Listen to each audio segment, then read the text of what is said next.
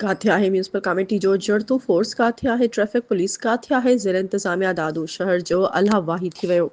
दादू खां रिपोर्ट करे रहियो आहे सखी सरदार चारण। पाकिस्तान पीपल्स पार्टी जी 27 साला दौरे हुकूमत दादू शहर के सत्यानाश करे छॾियो। पीपी जे 27 साला दौरे हुकूमत में वफ़ाक़ ऐं सूबाई हुकूमतुनि तरफ़ां मिलंदड़ बजटूं पीपी तरफ़ां मुक़रर करायल ब्यूरोक्रेट ऐं चूंडियल नुमाइंदा मिली भगत करे बजट अयाशिन खुशामदन में उॾाए छॾियूं। न रोड मिलिया, न बिजली आहे, न पीअण जो मिठो पाणी मिलियो, न शहर जो ड्रेनेज सिस्टम मिलियो, न सफ़ाई सुथराई मिली, न फुटपाथ ॾिनो वियो, न स्टील लाइट मिली, न हद दख़लियूं हटाइण समेत उल्टो ज़िले इंतजामिया दादू, म्यूनिसिपल कमेटी दादू, पब्लिक हेल्थ खाते दादू जे ब्यूरोक्रेट ऑफिसर चूंडियल नुमाइंदनि जे हुक्मनि ते दादू शहर खे तबाह करण वारो 27 सालनि खां अमल जारी आहे। वीडियो में ॾिसी सघो था त विच शहर में दुकानदारनि पारां हद दख़लियुनि जो आज़ार, रिक्शाउनि जो आज़ार ऐं उल्टो म्यूनिसिपल कमेटी विच रोड ते गंदो पाणी कढण वारियूं मशीनूं रखे शहरी ट्रैफिक खे सख़्तु मुतासिर करे छॾियो। कंहिं खां शहर जो मुतालबो कयूं, उन्हनि खां मुतालबो कयूं जिन दादू शहर खे तबाह कयो आहे। मुतालबा कराइण बजाए उन्हनि ज़ुल्मनि सां मुज़ाहिमत कई वञे, हुननि जा रस्ता रोक कया वञनि।